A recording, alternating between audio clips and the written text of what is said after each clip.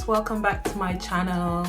So today we're going to be talking about relocation chronicles, why you're doing it, why you've got to do it, what have you considered before doing it, and so many other things. I mean, relocation is an exciting step. It's a very important step for anyone, any family, any individual, and it's very important that you get it right or get it. I mean, I'm not a professional in this field.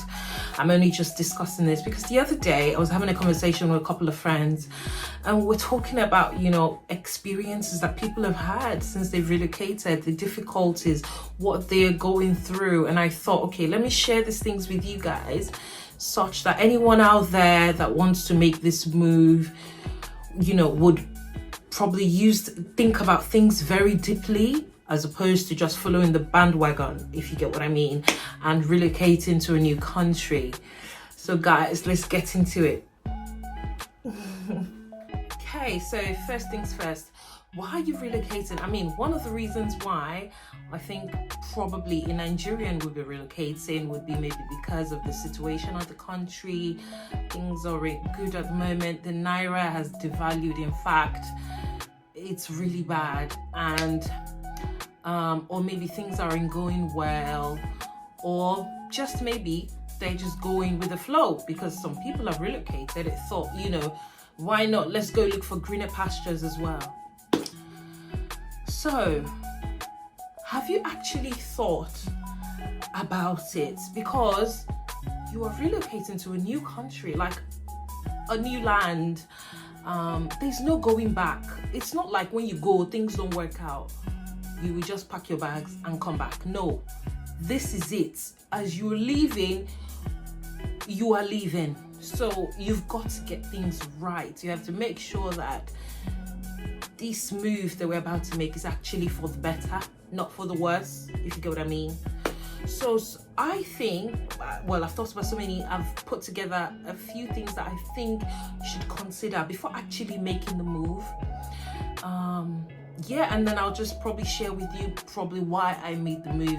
I could have made it a long time ago, but it was the time to do it. So yeah, so first things first, you're thinking, is it the right decision to actually relocate? Like, when I play it in my head and I relocate with my job offer, I would think, what would be the reason why you want to relocate? My income, my, thought about costs and things like that, having savings, moving my family. Do you, see yourself in a better place? Do you think that things naturally would be better for you when you move, even in a worst case scenario?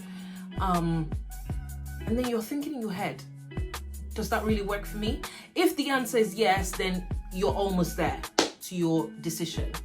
Then secondly, before you relocate, especially if you're a married individual, if you're married and you have kids, especially young kids, just think about it or have this discussion with your partner before you relocate, because if this discussion isn't successful, I don't think it's the right decision to proceed.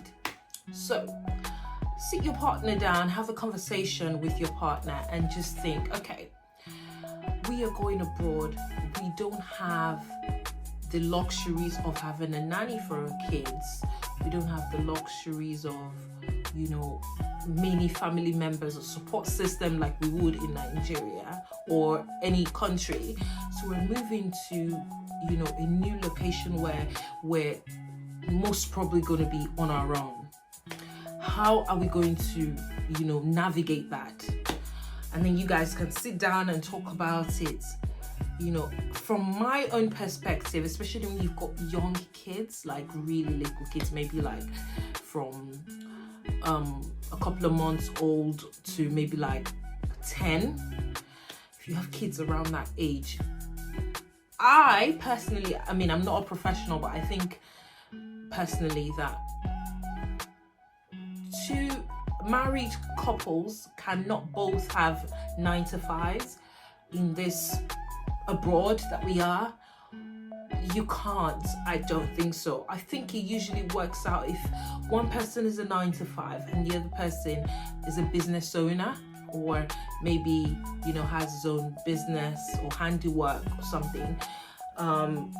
Typically has a control of their own time. So can work anytime they like and can have time to either be around for the kids or drop off, pick up, and all of that. Because here, primary schools close at 3 o'clock or 3:30 or 2:30. It really just depends where. And if you're doing a 9 to 5, as it implies, you close at 5, of course. So what happens if the both of you are doing 9 to 5 and your kids are done at 2:30, 3 o'clock? There's no nanny to pick up your kids. It's going to be you. And what if your work doesn't allow you to go and pick up? I don't know how it works with people that work from home. If they're able to switch off and then go and pick their kids, I really don't know how that works out, but you guys get the drift. So if in that conversation, you guys are not agreeing that one person is going to have to, you know, either, I don't know, work from home or be in control of their working time, maybe business or maybe handiwork or around that kind of thing, then you guys should probably have a rethink. I'm only telling you guys this because of the stories, the experiences that, you know, I see every day of people actually struggling with this, especially school pickups when both of them have to work, and school drop-offs. This is one thing you really need to consider. This career path, let's put it that way. Who's going to do the 9 to 5? Who's going to do the handiwork? And if the both of you are going to own businesses, then even better. But if you're going through the work route, then one person, of course, is going to be, you know, indebted to a company. They have to work with them for the minimum of, I think, 5 years. And then the other person has to be more flexible to be able to work around the kids. Unfortunately, that's the reality. That's the reality. Before you relocate, please think about this. Very, very, very, very important. Yeah. Another thing is, you know, have you thought about cost of living? Say you're relocating, or before you relocate, or before you start actually looking for work to sponsor you and bring you abroad, like you, that's if, you know, you have thought about the other things I've spoken about first, and then it's been successful, the conversation has been successful, you guys have decided, okay, I'm going to be the one to do the 9 to 5, you're going to be the one to do the, you know, business, work from home or handiwork kind of, you know, career. Now it's time to actually look for a job for the person that's going to do the 9 to 5, do you get what I mean? And then you guys start searching for a 9 to 5 that is willing to sponsor that person, then come along with the family to the abroad. There's so many things to actually think about. Before you start looking for the job, of course, you are going to be looking for the job in specific areas. So you should have decided where you want to relocate to before you actually start looking for the jobs. This is what I mean. I mean, there are sponsored jobs everywhere, in America, in Canada, in the United Kingdom, Australia, and the likes. So you're thinking, okay, which one out of all of this? I think one of the things that would inform your decision to actually pick a place to relocate is, you know, having support system. First of all, yes, like 5 years ago, 6 years ago, 7 years ago, I actually wanted to relocate. And I actually thought about Canada first, but my husband was so against it then. I mean, he wasn't against the whole let's relocate. He was against the location. And I was like, oh, why not? And he was like, we don't know anyone there. It would be even more disastrous if we go to a city that we don't know anyone to actually help us, put us through, or, you know, fall back on when we need to manage and things like that. And I'm like, what does it matter? You get a job, you move over there, you rent a place, you pay your bills, and you live. I mean, it seemed very simple in my head, isn't it? But my husband is such a realist that, he had to make me understand that things naturally would not, most probably, not 100%, will not work out the way you've actually planned it. So that plan went to shambles, of course. So many years down the line, the relocation conversation came up again, and this time it was the UK. Immediately, my husband lit up and he was like, let's do it, let's go. And one of the reasons why that was okay was we have a lot of family here. He's got his sister here, his brother here. I've got 3 of my siblings here. So it's a no-brainer. I mean, we have a lot of support system here. So we just thought, why not? Let's go. That's where our family is anyway. And we're the only ones left in Nigeria from our family point of view. Let's do it. And it was perfect. Now, in your own case, you're thinking, where do I move to? Where do I know someone? If you know people in Canada, or that would help you navigate the system, remember, it's a new place. That would help you navigate the system, by all means, move to Canada. If you know a lot more people in UK and you think they're the kind of people that can support you, you can call anytime to say, oh, I'm having these difficulties, can you put me through? What do? I need to get a home, I want to buy a car, put me through all of that. By all means, let's do the UK. That ticks the box for you. Or America, if you think that's the solution for you, or that's the option for you, go ahead. Now, we've passed this hurdle of choosing a location. I'm going to use the UK again as a reference point because that's where I'm more knowledgeable about. So if you decide, okay, the UK is a very big place. I mean, it's got 4 territories in it. And you're thinking, okay, let's do England. Where in England? The first thing that comes to your mind is, of course, London. I mean, I had the option of London, but I had a lot of things to think about while doing this. I'm thinking, okay, if I do get a job in London, and the location matters in London as well, can I afford the cost of living over there? I think London has the highest cost of living in England, to be honest. And I'm thinking, it's a lot. It really is a lot. A lot of people are actually moving from London to outside London. And that you're coming from, abroad to London, of course, you're probably trying to get something as affordable as possible. So it would be easy to actually live. And so you're not in a place where you think you're suffering and you're complaining all the time and you're not happy with the decision that you've made. I would think that's what's going to be in everyone's head, of course, to get a place that is affordable. If that is your, goal, to get an affordable place, London is not your answer. It is not. So there's so many other lovely places. You could move outskirts. You could go to Essex. Personally, I think Essex is very expensive as well. Very close to London. There's so many other places you could go. Reading is an amazing place. You could go to Reading. You could, look for a job there that could sponsor you, and then you could move with your family. Or Manchester, where I am, fantastic. You could do that as well.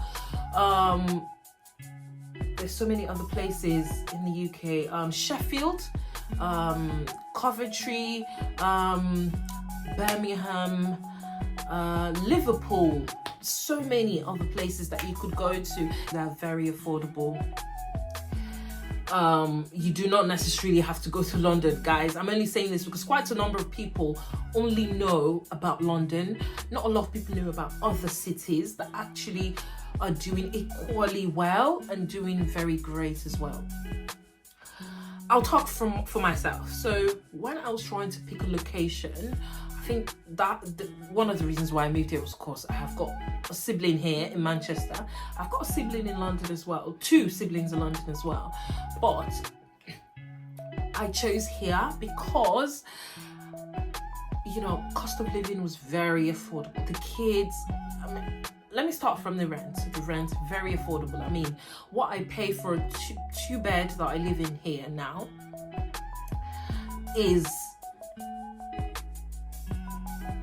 not even half of what they pay for a 2-bed in London and Essex, it's unmatched, and it's big as well. Then the schools, I realized that in Manchester we've got a lot more Catholic schools. I've always wanted my kids to go to Catholic schools because I just believe they instill more morals and teach them about, you know, Christ and all these things that I naturally might not be able to do properly. They would just give them that foundation. So I've always wanted that, but I didn't see that much in London, and I think some of them in London were actually private. They weren't the government ones, so which means that you would have to pay for school fees. And I'm thinking, I'm trying to reduce my costs here, guys. Don't make it even worse. So that was one of the reasons why I chose, you know what, Manchester is gonna do it for me. Might as well just, you know, go to Manchester, not London. I'm not trying to move here to use all my sweat, the money I'm earning now, and then using it to pay bills to the government and all of that. No, just because I want to stay in London, you know? I mean, it's a lovely city. It's a place that you would go to have fun, but I'm not having fun all the time. Do you get what I mean? So that's one of the reasons why I moved to Manchester. So that could be the thoughts for you as well. You could decide, okay, maybe Reading. Let's research about it. It's a beautiful Asian city, and you're thinking, it's a nice place. I think it's the kind of neighborhood environment I want my children to grow in. The schools are looking great as well. They're not that, you know, crowded and all of that. So maybe let's look into Reading. And I would advise, have like 3 options. You never know where the offer would come from and stuff. So that's one thing you need to think about and consider very strongly. Location, very, very, very important. So another thing you should actually put into consideration before you actually decide that you want to relocate is, you know, commute. How would I be commuting while I go there? Where I'm moving to, is it a town that has got enough transport, you know, working and regular transport system? I can't really, in fact, it is not comparable, the Manchester transport system and the London transport system. In London, transportation works really well. I mean, the public transport, that's what I mean, works really, really well. I mean, not a lot of people have a lot of cars in London because the public transport works well. Why would I spend a lot of money to buy a car, insure it, pay road tax and all of that? Ain't no one got time to be, you know, wasting money on things like that, especially now that you've just relocated and you're trying to, you know, manage funds. So if that's what's very important to you, which is commuting, I wouldn't think Manchester is the right place for you. I don't know if you get what I mean. Or other cities, maybe like Reading or what. Just research. I mean, Google is your friend. I don't know much about that. But I think if commuting is very important to you, like where you're going to stay and where you're going to work is actually far, and you don't want to buy a car or you won't be able to afford to buy a car when you move, then you should be thinking about a place that is very good with transporting. The public transport is working really well, such that you won't be, you know, struggling much and all of that. Another thing to consider is, you know, the decision that you're making to relocate now. Is it in line with my long-term goals? I think it's a very important question. So I'll break it down for you. What I mean is, if where you are in the country that you are working as a career person and you are, say for example, into business analysis, you're a business analyst and your career isn't really moving really well, you look for another job abroad and you do get that job, and you have actually researched that in that country business analysis is actually hot cake, and you see that if you do apply for that job and you get it, your growth would be a lot more organic and, you know, stronger, quicker, and you get to where you really want to be quicker than you've planned for it to be, then yes. The answer is yes, then you should proceed. If you then look at it and say, oh, I really want to be an established business analyst, and where you're moving to, or the place that you've chosen to move to, doesn't need that much business analysts, or isn't a country that is flourishing with, you know, careers or jobs like that, then it's really not going to align with your goals. So really, we're back to the drawing board to deciding whether that country is the right decision, or rather whether it's the right decision to actually move. There is a lot included, or, you know, that has to be considered in, you know, the decision to actually move. It really isn't enough to just decide, oh, I want to move because the country is bad, everything is going kaboom, I have to just pack my things and run. No, because if you do that, things, I mean, I don't want to believe a lot of people still think, you know, the abroad is the greener side of the hill. I don't want to believe in 2023 we're still thinking it's greener pastures over here. I mean, it's greener pastures everywhere if you make it that way. It's a lot of work to get to the greener pastures, let me put it that way. And it takes a lot of planning, it takes a lot of critical thinking, it takes a lot of, you know, research to actually make that tough decision that we've got to go, we've got to move. This is our go sign, let's do it. Yeah. One other thing to actually think about is the financial implication. I mean, it is a no-brainer that relocating costs a lot. It costs an arm and a leg, so you have to be ready for it. I'm not the believer of actually, you know, being in debt to actually relocate, like to borrow money and relocate. I'm not the kind of person that would advise anyone to do that. I don't believe in it, and I'll tell you why. Because you've probably thought in your head, when I move there, I already have a job, I'm gonna pay my bills, I'm gonna have this left, and I'm gonna be paying my bills, I'm gonna be paying my loan or my debt or whatever from the country that I'm coming from. But it's not going to be like that. It really isn't. I mean, for the first 6 months, you're probably just going to be surviving, literally. For the first 6 months, you're going to be, you know, what you're earning is going to be churning out to bills, and you're going to be figuring out yourself. You're going to be trying to, you know, sort things out for yourself. You're going to be buying a lot of things. You just moved to a new location. You're not going to move a house here. You're going to get a house. You're going to furnish it fully. So it's a lot that you have to do when you move. So you're not going to be able to do all that paying back, except maybe you have a, you know, understanding with the organization or the person that you've loaned from, and they're probably not going to, you know, expect returns until after a year, maybe, I don't know. But that is the, you know, ultimate advice, not to do it, because you don't want too much, you know, responsibility ropes pulling you down from actually forging forward. A lot of people here are probably experiencing that, and it's really affecting a lot. It really is affecting. And I see a lot of people, I'm thinking, you know, and I somewhat feel sorry for them, because I'm thinking, you know, if not for this situation of Nigeria, would a lot of people even put themselves in this kind of situation, you know? But I mean, and I'm sure there are lots of people in Nigeria that are actually about to make that decision and actually about to move. And this is me saying to them, if you can, ultimately try not to put yourself in a lot more debt before you move, because it'll be harder to actually pay back in the first 6 months or more. You would really struggle. You won't be happy. So try, if you can, not to put yourself in that situation.